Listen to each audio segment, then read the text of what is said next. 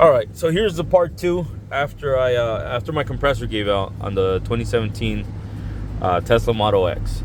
I bought the car used. Here's a little story, but it had 80,000 miles.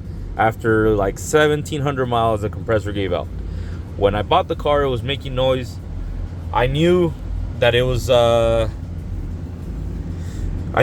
fall another month since we bought the car, so we can't go back to the dealership and ask for anything from them. So we started working on it ourselves. You know, if things here and there broke, we figured we would do it until the compressor broke. We set up an appointment with Tesla. Tesla is, according to Reddit and forums that we saw online, it's upwards of $5,000 to get the compressor fixed. So hell no, I'm not gonna spend $5,000 on this company. So I started calling other shops. I started, let's see what other AC shops say and try something else before Tesla. Every shop said the same thing. We don't touch Teslas because they require special tools. They're too complicated. We don't want to do it. So I said, well, fuck, here we are. That's not the first time I've heard this. I've had other cars that people say that and it's not true. So there, you break it down. The tub comes out with 10 millimeter, nothing crazy. You get to the compressor and it has 3 bolts holding it in, Torx 35, and that's it.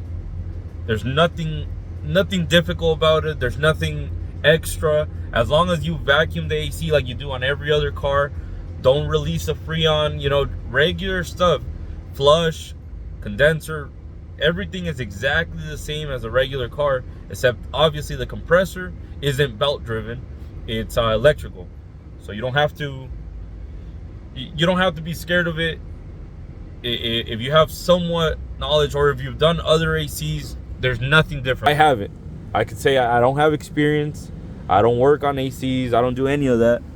But I am cheap, and I don't want to spend $5,000 with Tesla. So the car right now, I've probably been sitting here about 45 minutes. It is currently about 99 degrees outside. It's probably a little bit more. I'm under a little shade, but so I have the car set at 65. The inside of the car is at 65 according to the app, and then out of the vents I have about 40 degrees, which fluctuates depending, since it's on automatic, so it goes up and down over here, but it'll go a little bit below 40, a little bit above 40. The point of the story is, don't spend the money if you're able to work on it yourself. It was super simple.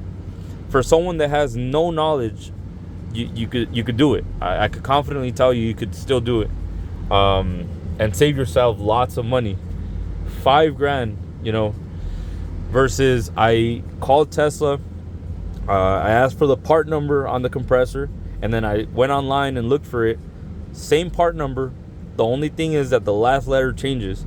So they try to say, oh, it's a newer version. It's a newer version, just to confuse you. But anyways, they were selling me the compressor for $1,000, something like that. I found this one online, brand new again, for $500. So I ended up spending way less money, and the car is running again, or not running, but the AC is running again. Everything's cold. We're back to normal. The rear AC is cold too, and I did it myself. If I did it and I have no knowledge of this, I know 90% of you guys could do it. Probably do a better job with it. So anyways, there's a Tesla. Didn't die doing it.